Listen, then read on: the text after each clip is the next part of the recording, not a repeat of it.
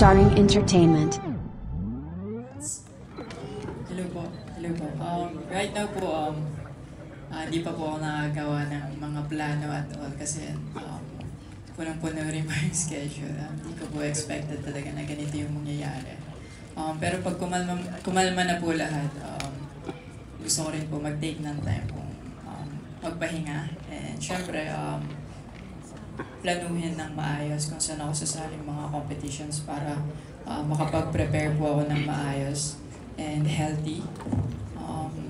Sa SEA Games po, yes po, maglalaro po ako sa SEA Games. And yung kapatid ko po, hindi po siya makakalaro this time kasi yes po, 16 pa lang po siya. Ang senior level po is 18 po kasi. Yes, tips pa rin po kahit di ko po siya makakalaro. Yeah, tuloy-tuloy lang po. Alam ko naman po na may pangarap din siya sa buhay at malaki yung potential ng kapatid ko po na manalo din po. Nakasuporta po ako sa kanila and pinagpe-pray ko na sana healthy at nasa mabuting kalagayan po sila. I just want to get that firm statement pa, no? Yes. So, what's something that you would want to tell your younger brother Eldrew in terms of, syempre sa gymnastics din siya, what's something that he can get from a double gold medalist sa Olympics like you? Siguro po, sa experience po talaga niya makukuha yung mga sagot niya. Although meron akong mga tips sa kanya, pero feeling ko ay pa yung path namin dalawa. And kahit parehas man ng gold, feeling ko ay pa rin yung magiging experience niya sa na-experience ko. So like, magpatatag lang siya and just go for it. Like, mag-enjoy sa mga training kasi sobrang hirap po talaga mag-prepare and sobrang hirap din manalo.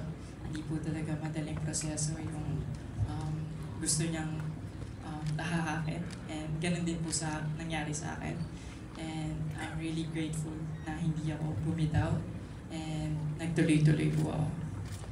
Just one more, maybe you can also add something, Miss Cynthia. Because you mentioned before, Carlos, with an exclusive interview with GMA Integrated News, that you have plans then to conduct training camps for gymnasts.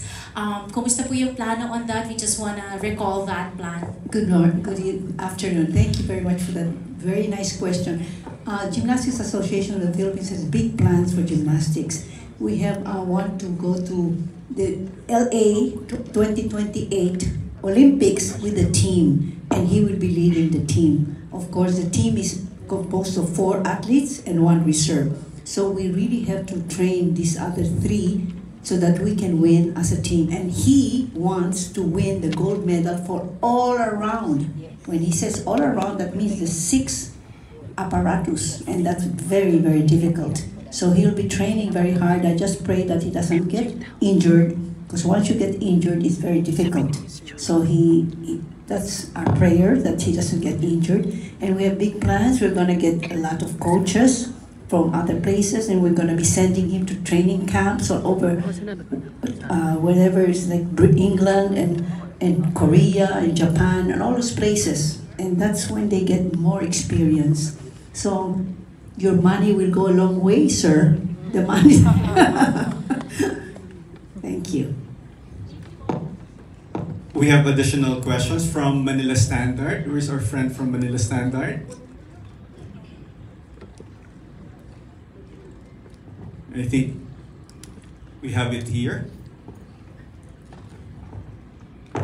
Hello, I'm Peter Atencio from Manila Standard. Hello, Kaloy, kumusta na? Since you were 12, you've been competing, winning medals for the first time. May bala ka bang bumisita ulit sa kaming palaro pamasa sa Ilocos Norte para ma-inspire yung mga nag-gymnast na palarong pambansa soon? Para yun, makita mo sila yung kung saan ka nagmula, gano'n. Yung mga batang new generation na gymnast. mas okay po siguro kung mag-visit po sila dito po. I want to, din po kasi, share knowledge po. Mas maganda kung dito po gaganapin siguro kasi, may mas equipment dito sa Manila po. And, mas exciting po kung makakasabay ko po sila mag-training. Pupunta ka sa Paris next week, yun, dala mo yung parang kasama mo si Ernie Gawilan na i-represent the Philippines sa mga celebrations. Your thoughts on going to Paris again? Of course po, I'm very excited. May konting vacation na mangyayari po sa akin. So, very happy and very blessed po. And syempre, makakapanood po ako ng Paralympics. First time ko po makakapanood po ng ganong event po. So, super excited and nilook forward ko po na makita yung ibang teammates po. Thank you so much. I think you have a question here from Rappler. Good afternoon po. This is Philip Batel from Rappler. Miss Cynthia, good afternoon po and Kaloy, congratulations. Sabi niyo po nung last Arena Plus press ko nung he was introduced as brand ambassador, you assured, parang you gave the assurance that Kaloy would win at least 2 gold medals and he delivered on it. Ano pong masabi po ng Gap about this achievement for him? Well, I'm so happy that my vision came true. I thought he will win 3. Because when I made Tawad, 2 na lang. But I was hoping for 3 because his parallel bar is beautiful. It's really, if he was in the finals of the parallel bar, he would have at least got silver there. So, but I'm happy with even 1. So I'm congratulating. We worked so hard, and I hope you know, but he has gone through a lot of challenges. We had to go a lot of challenges, and we were able to overcome all these challenges and get to the end of my golden hero. Thank you, Kaloy. Question, addition for Kaloy.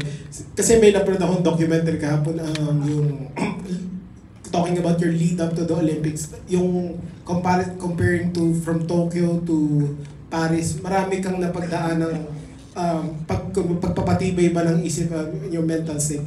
Ano masabi mo na pagdaan mo and na triumph mo yung over lahat para makuha itong 2 gold medal?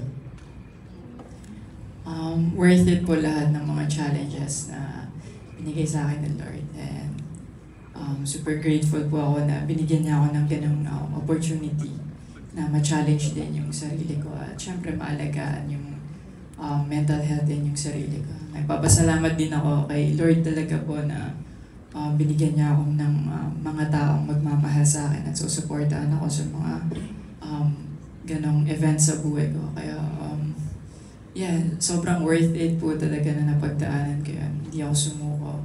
At masaya akong ginagawa yung sport ko. And na-enjoy ko talaga yung moment sa Paris and syempre yung pagkapanalo po talaga. Nag-backtrack po talaga lahat sa akin ng mga difficulties po na nangyari sa akin. And sobrang saya po ng feeling ko kasi na-overcome ko po lahat. And sobrang kontento po ako sa kung ano yung na-achieve ko and sobrang grateful po talaga. Maraming salamat po.